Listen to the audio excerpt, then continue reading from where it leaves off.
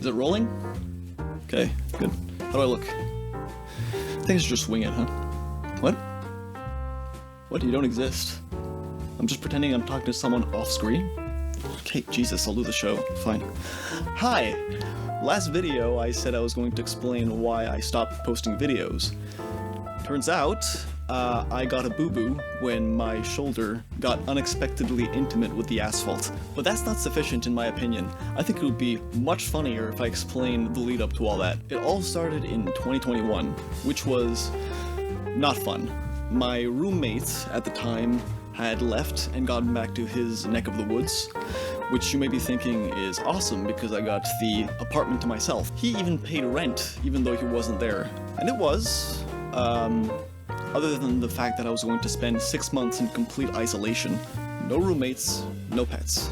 Just myself and all the dead people buried in the graveyard behind the block. I didn't really have anybody to hang out with either, which meant that I would wake up alone, go to work, then come back home alone and go to bed alone. That was until around March, when we had lockdown, which meant that school was closed, and so was work. Now, I teach guitar for a living, and people hate taking online lessons nearly as much as I hate giving them, which meant that I was out of work at least until the lockdown was lifted. So that was about maybe a month later. So now I was completely isolated, and I didn't even have the option of socializing with my students at my workplace, let alone going out on the town. This meant I was losing more and more money on useless expenses like food. It had gone so bad that I eventually started to rely on my credit card, thinking I'd easily pay it off when I got back to work. Instead, I ended up racking more and more debt, up until the point where I literally could not use my credit card anymore. In fact, I'd been unable to pay for things relating to my car, so my license plates, my license, and my insurance. The problem is I still needed my car to get around, so I was basically cruising on luck, which is hilarious considering I live perpetually under an invisible ladder. Anyway, I eventually got back to work, so at least I got to sell my soul in exchange for human interaction. By June, I'd moved out of my old place into my old new place, which was nice because at least I had a roommate and a dog to chill out with. So at least I wasn't isolated. A few more months went by before we got to December. I'd just finished my master's degree in music, you know, because I wanted to make sure I never ever get hired, but I wanted to be impressive about it. And I drove my car back to my family's for Christmas with little trouble. We celebrated Christmas, I played a lot of Rocket League. Nothing of particular interest happened. Then on January 3rd, I drove back with no problems, everything went fine, only not 2 streets away from where I lived, I get pulled over. No, that's cool, it's fine. I got stopped by the fuzz for driving without a valid license plate, which, granted, is breaking the law, but counterpoint. You're a cop, and that's significantly worse. They warned me that they could easily arrest me and or confiscate my vehicle, but they let me off with a warning. Oh, that and a $500 fine. You know, after I told them that I was broke. Cool. It's just what I needed and just more debts to pay. Anyway, I guess I'm white enough to have gotten away with my little Honda Civic, but that close encounter with the ugly kind of discouraged me from driving, so I stopped. I decided I was not going to drive anymore, at least until I managed to pay off everything that needed to be paid off. So I ended up leaving the car in the parking lot. I got back home. For maybe the first week or so, I was still like in transition between like 2021 to 2022, you know, it's that weird psychological aspect of being used to the new year.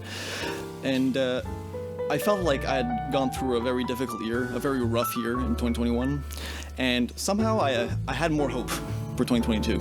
Genuinely, I felt that 2022 was going to be a better year. And so I set a few goals, a few New Year's resolutions. The first one was to pay off my debts, especially credit card and car expenses. 2 was to work out, become an Adonic beefcake. I don't have any crippling self-image issues, thankfully, but you know, it was a goal. It was something that it was something to prove, you know. And 3 was to make videos once a month for my YouTube channel. So first things first, to pay off my debts, I told my job to give me more hours since I just finished school, and therefore I had more time to sell my soul. First month went great, got a whole lot of new students, couldn't complain. Yes, I thought. Everything is coming together. 2022 is my year. Second month went bad, comparatively. Started losing students for some reason. Yeah, it's all downhill from here. Side note, why do we say it's all downhill from here to mean things are going to get worse? I mean, rolling downhill is easy. There's literally no effort required. But yeah, it only got worse every month. And I don't know why. It's unprecedented in all my time teaching. It's okay, Joel, just wait it out. Sooner or later, you're going to end up having more students. So at some point during the snowy months, I had to move my car out of the driveway so that the snowplow could plow the driveway. Only I had gone downstairs to discover that my car, which I have not touched in months, had the driver's seat door cracked open. How did that happen? No, really, how did that happen? Because I have no idea. But I certainly couldn't move my car anymore as it wouldn't even turn on. Okay. A few months pass.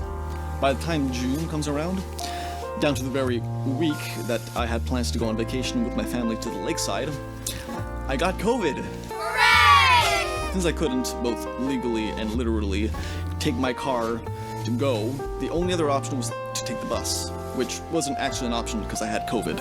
So I missed out. Because of course. Also, this meant that I couldn't go to work either, which meant that I was even more broke. Now, after recovering from COVID, I got a break from the Kafkaesque horrors of life, and I had the opportunity to travel to Gaspésia on the East Coast, where I got to play a couple shows. That at least was very fun, and I genuinely had a good time. Then I came back home in early July, a couple $100 richer, but still couldn't pay certain bills on time. At this point I had about 4 students instead of the usual, 15, and one of them told me that he was going to take some time off lessons. It was at this moment that my brain, which apparently runs like a Pentium 3 that is bloated by all the toolbars that your grandma downloaded, realized that maybe I should have started looking for a job a long time ago. Now again, this was completely unprecedented in all my years teaching, so I'd been unprepared to deal with something like this. On the contrary, I'd been used to getting more students during the summer to make up for the students that were taking the summer off. Needless to say, I was getting a little desperate. I considered stopping working and going on welfare since I'd literally be making more money, at least until the end of the summer when sign-ups for guitar lessons would pick up again. I tried asking for financial help from the government, including applying for a program specifically designated to those whose income had been affected negatively because of COVID. I was told that the government was not going to help me. At this point, enough was enough. I started looking for a side job to sustain me. Specifically, I needed something that was close enough that I could get there by foot, because I couldn't even rely on public transportation, seeing as I'd regularly not have enough change for something that should essentially be free for everyone. After about a month of searching, I finally find a job about a half hour away by foot, and that's just one way. It was early August at this point, and I started working at my new job in a shop that sells fish and chips, or as I like to call them, fries and fries. On my first shift, everything went swimmingly, no pun intended. Now, I enjoy walking. I love walking. But nothing kills the enjoyment in something than having to do it for your job. So I decided to find myself a reliable mode of transport so that I didn't have to spend an hour commuting every day. As I mentioned, the bus was not really an option because I would regularly find myself without money for the bus fare. Plus, go figure, the bus takes exactly the same amount of time to get to my job as just walking does. So at that point, it would just be a pointless money sink. Seriously, half of my commute taking the bus would still require me walking, so, that was not an option. So at the time, I had about $25 to my name in the bank. There was no way I was going to find a second-hand bicycle at that price. Nor did I really have the space for one in my flat. Plus, I lived on the second floor, so having to drag a bike up and down several flights of stairs every day was not exactly a glorious prospect. So I looked for a skateboard online. I'd always kind of wanted to learn how to skate too, so it was already an attractive option for me. I found a seller who was offering one of her penny boards for $25. So I went to pick it up. When I got there, the seller offered her other skateboard for free. Yes, I told myself. 2 skateboards for the price of 1. What a steal. Of course, Finding myself $25 poorer meant I had no bus fare money to bring my new acquisitions home. So I had to walk, which took maybe an hour and a half. I did manage to practice riding a bit on the bike lane. I also kept in mind that in order to stay on the skateboard, in order to stay balanced, it was necessary to be traveling at a steady speed already. That the easiest way to fall off a skateboard is by standing still. I made sure to always be moving at a steady speed. Remember this, it's important. Anyway, I got home ready to take on my second shift at my new job. The next day, I got dressed, took out one of my skateboards, and head on out. I walked maybe 50% of the way there, and I practiced riding on the flat, level surfaces on the bike lane. I got to work with little to no trouble, and did my second ever shift where nothing of particular interest happened. I even picked up a small amount of tips to make up for my new purchase. When I was done working, I headed on home with my little penny board and practiced riding as well. Slowly but surely getting the hang of it. Now, the thing you have to understand is that my old place is at the bottom of the hill, and there's about 300 meters worth of street going down that hill. Now, obviously I was not going to ride all the way down that hill. That would be incredibly reckless and stupid of me. Instead, I walked maybe 3/4 of the way down, and then I got onto my board. Again, always gotta keep moving to stay on board. And what better moment to try that than hurtling down a long path of hard, unforgiving asphalt. I think you know where I'm going with this.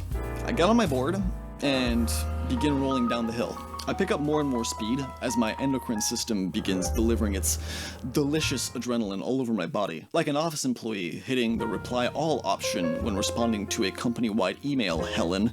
Whee! I think to myself. This went on for maybe 10 to 15 seconds as I kept on accelerating. Then the realization set in. How do I stop? I don't know how to brake. So at the bottom of the hill, there's this sharp 90-degree turn on the left, and beyond that turn, there's like a huge brick building, and obviously that turn meant that there could be cars coming in my direction. Basically, I needed to brake lest I get hit by a vehicle or a brick building. I know, I say to myself, I'll brake by dragging my foot on the asphalt. You know, like a dumbass. Now, if you know anything about Isaac Newton, is that he likely died a virgin. Also, that his first law states that an object in motion will stay in motion. He's still an ace king, though. What ends up happening is that my skateboard rolls away from me as I try to stay upright while hurtling full speed down the hill. I must be going maybe 30, maybe 40 kilometers an hour at this point, and the top speed of an average human being is about 25. I knew it in my head and in my heart that I was going to literally hit the ground running. You'll never guess what happened next. I trip and tumble over and over on the asphalt, and keep going for what feels like the longest 6 or 7 Mississippis of my life, before finding myself splayed in the middle of the road.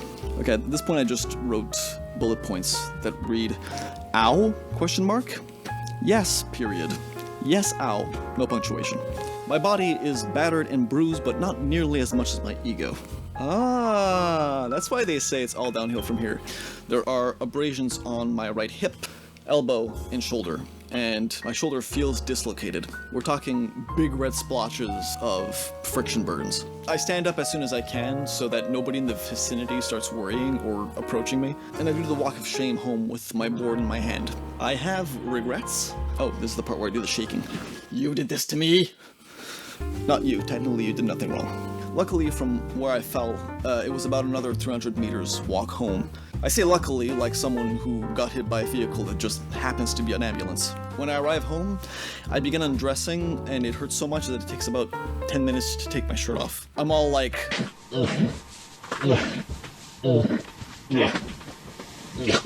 After the longest and least sensual striptease of all time, I hopped into the shower to wash my wounds, and also to shower. My right arm struggles to move, which I attributed to it being dislocated. That is, until I notice that something is trying to poke out from under my skin. Gee, I wonder what that is. I can only describe my feelings at this point with this image. Guess I'm spending the evening in the hospital. I have to make a phone call and ask for an ambulance.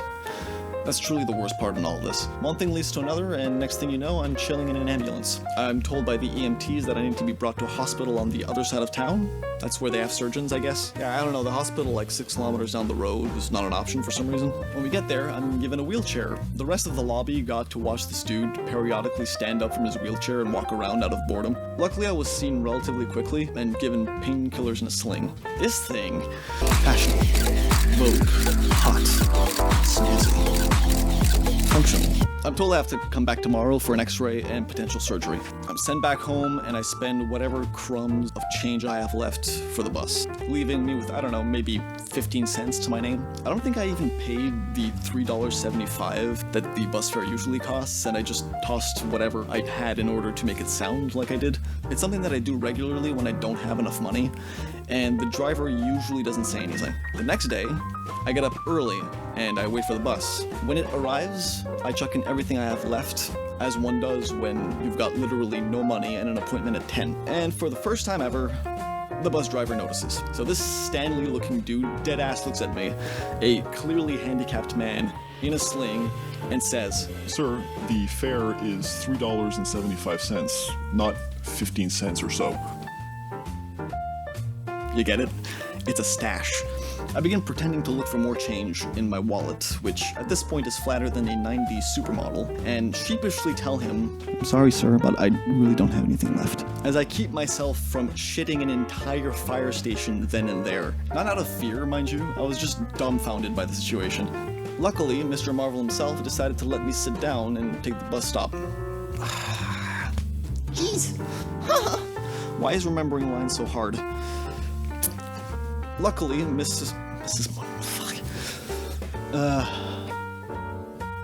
Luckily, Mr. Marvel himself let me sit down and take the bus despite all this, but I didn't have the heart to ask him, "May I have a transfer?" Like, what do you do at that point? So I got off at my stop, full aware that I needed to take another bus to get to the hospital, which, again, is on the other side of town. Only now I couldn't even pretend to pay the bus fare. So I had to ask strangers if they had any spare change. They didn't have any spare change. No change, no bus. I had an appointment in half an hour. I had no choice. I began running, with my arm in a sling. I arrive at the hospital dead on time, but at least I got my cardio in. I get in, and I'm directed to the radiology lab. After waiting about a half hour, I meet my surgeon, and I'm shown my x-rays. Turns out, I broke my clavicle in the absolute worst possible place, near the end of my shoulder, which is notoriously difficult to heal. They gave me 2 options, so either to have a plate implanted into my shoulder to hold the bone in place, or to let it heal naturally on its own, which was riskier because there was a bigger chance of it healing wrong, and if that happened, they would have to carve the bone and then implant a plate anyway. The caveat was, with the surgery, I would almost certainly get nerve damage because of the intervention, and therefore I would wind up with either a numb shoulder or like a numb upper pec. So I reluctantly chose to get surgery, and I was scheduled for surgery later that day. I don't feel anything. Ow! Okay, to be fair, it only affects the epidermis, and a lot of the sensation did come back, but not 100%. So I ended up waiting at the hospital for, I don't know, 10 hours maybe? And then I was brought to the operating table, and went well. I didn't even notice that I was knocked out, but it went well, generally speaking. Then my roommate came to pick me up, and I was given a prescription for morphine. Let me tell you, there's nothing fun about having to walk to the pharmacy the next day with a shoulder that has no mouth and must scream, and a hangover from several potent anesthetic drugs. The worst part in all of this is that now I couldn't work either job, and I couldn't work out anymore either. Cool. So I spent about 3 weeks at home doing nothing in order to recover, mostly watching TV and playing Stardew Valley. After some time, I get a call from my restaurant job asking me if I want to come back in and do some non-physical labor. I agree to return because paying rent is important to my lifestyle, and by the end of August I go back to work, which is technically a little earlier than I was supposed to. By now I've been hit with a ton more debt, including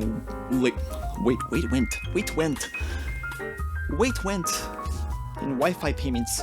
By now I've been hit with a ton more debt, including late rent and Wi-Fi payments. Previously I'd had no issues paying things late, but for some reason this time we had been threatened to get our Wi-Fi cut off. Our landlord also just straight up lied to my roommate and said that my late payments would affect his credit score, even though we signed the lease separately, which understandably made him upset. That landlord is now signed up to the Scientology newsletter.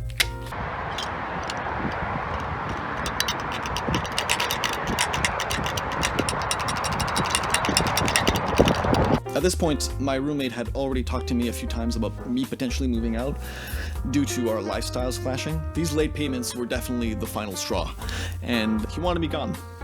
Yeah, and it made more sense that I left than he did because he was able to pay the rent on his own, and I would not be able to pay the rent on my own. So yeah, even though it was my home too, and I technically had the right to stay there, I had no interest in staying, living with someone who didn't want me to be there. That's just not a good idea. So, I was injured, handicapped, working on getting out of my financial predicament, and I had to find a new place to live. Fun. I visited a bunch of places over a very stressful month, terrified of the prospect of not finding a place and having to move back in with my parents 3 hours away. Eventually I found a place just across the highway from my old place. Cheaper rent with everything included. Unfortunately, this meant that I only really had a bedroom to myself, as I currently share a basement with 3 other people. My roommate let me have some of his stuff and helped me move my stuff. I also had to fix my car, which, need I remind you, had spent nearly a year in the parking lot of my old apartment. I literally had to walk to my old place, remove the battery from my car, bring it to the store, have it checked to see if it still had a charge, only to learn that it was drained and dead, like uber drained. There was no Frankensteining it back to life by clamping another battery onto its luscious batter ripples. So I had to spend money on a new battery, which I had to bring home by foot. The next day, I replaced it and my car was able to turn on. Yes! Progress is being done. I got into my car and I tried driving, only to discover that my wheels were struggling to turn. It was all like, and I was all like, ugh. So I had to call in a tow truck and spend even more money on that so that I could bring my car to the garage for an inspection. They estimated $1,007 to fix my brakes and to put my car into a drivable condition. Luckily, the provincial government is known for trying to buy votes by sending taxpayers hundreds of dollars, so I just received 600 bones, which is great when you've just fractured one. I spent them on fixing my car. Glad that things were finally coming into place. Thank you for the allowance, Frank. Still not voting for you at the next election cycle, which leads us to today. This is my living space. It's a mess because I have too much shit and not enough space. But truth be told, being this restricted makes it hard to be productive. I spent an entire day writing 3 bullet points for the draft of this script. I did discover the library though. Did you guys know that the library is awesome? Like, you can literally just walk in there, sit down, don't have to spend any money. If you want to find a place to loiter, the library is the place for that. And turns out, when you go to the library, you actually end up being more productive. At least I do. Libraries are cool. Also, I'd gone back to my family once again for Christmas, with my plates and license renewed. Yeah, paid for that, but not my insurance. I cruised back on luck again and didn't get caught, with the intention of buying insurance when I got home, since it was like, December 22nd at that point. I couldn't get insured though, since the people at the DMV told me that I had to have a full car inspection before I could have my insurance renewed. So I brought my Honda Civic to the one DMV approved garage to have it inspected. And it turns out I had an estimated over $3,000 to pay, which included fixing a rusty hole underneath the driver's seat, which could have just torn apart at any moment that I was speeding down the highway. It occurs to me that I unintentionally live recklessly. Definitely gonna have to work on that. Basically, there was no way I could, let alone would, pay that much money to fix everything that needed to be fixed. And even the mechanic himself said it was not worth it. So I had to scrap my shitty car that I had just quote-unquote fixed for over $1,150 for about $600 worth of scrap metal I had to get back home by bus. So now I'm in this little room with no car and a shitty shoulder. I'm about 90% healed, 95% healed, so, you know, there's a few angles that are a little awkward. Ow, that hurts. But, you know, I can still move my arm enough for it to be functional. I had to throw away all my furniture since all of this was included in the rent. So I don't know how I'm going to recover from it. I don't know if I move out, how many expenses I'm gonna have to do for furniture. I know what you're all dying to know though. Did I achieve my resolutions for the year 2022? Reminder, my goals are the following. First, work out, become an Adonic paragon of fitness. I did a lot of progress, actually. That was until I, got into an accident and I couldn't work out anymore, and a lot of my progress has been undone, which is unfortunate. This is what I look like now.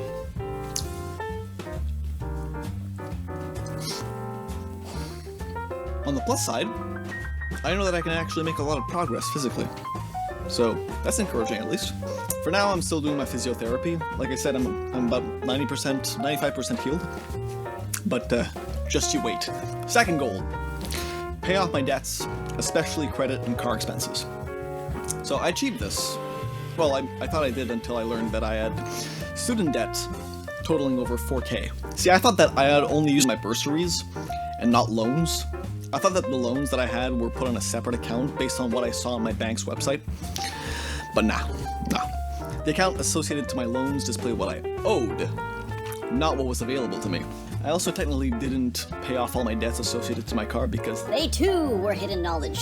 I did pay off my credit card debt though. Don't get credit cards, kids. Don't give credit companies your money. You're better off spending it on something worthwhile. Like fixing your car. Finally, make videos once a month. I did pretty well up until July. That was the Paganini video that I put out. But I got injured in August, which killed any and all ability and desire to create anything. So I decided to spend my energy recovering. So, sorta. I'm back to making videos, but I'm not sticking to one video a month at the moment because, I'm still getting used to this new setup. I want to get back to a regular schedule eventually, but for now I'm taking it easy. That's it. That's what's been going on. Okay, bye! Thank you for watching, everybody. One thing I've noticed while editing is how much my delivery seems kind of angry, even though I was aiming for a more comedic tone, so I'll be able to use this video as reference for future videos. I also want to say that I don't condone doing the reckless things I have done over the past year, such as driving uninsured and skateboarding without enough prior practice, and since then, I've decided to be more careful and not take unnecessary risks. I'm already in a better financial situation, and I intend to move out soon, so the near future is kind of uncertain. I do have planned projects ahead though, so stay tuned.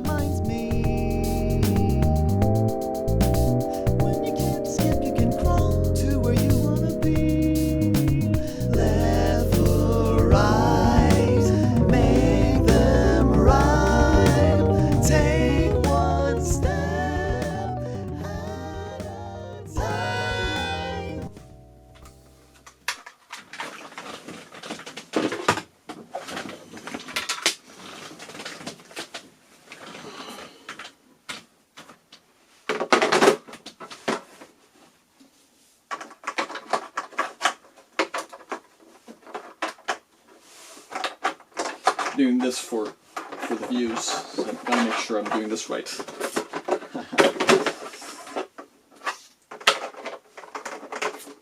This is already much more difficult than I expected it to be. Okay. No, get in there. I think it's the other way around. This is very, very, very frustrating. Stop it! Stay in there! Stay! Stop! Stop it, I say!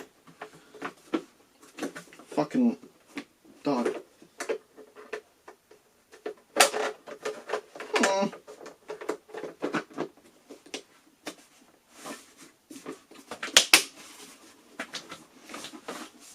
And that's how you put your melodeon back into the case.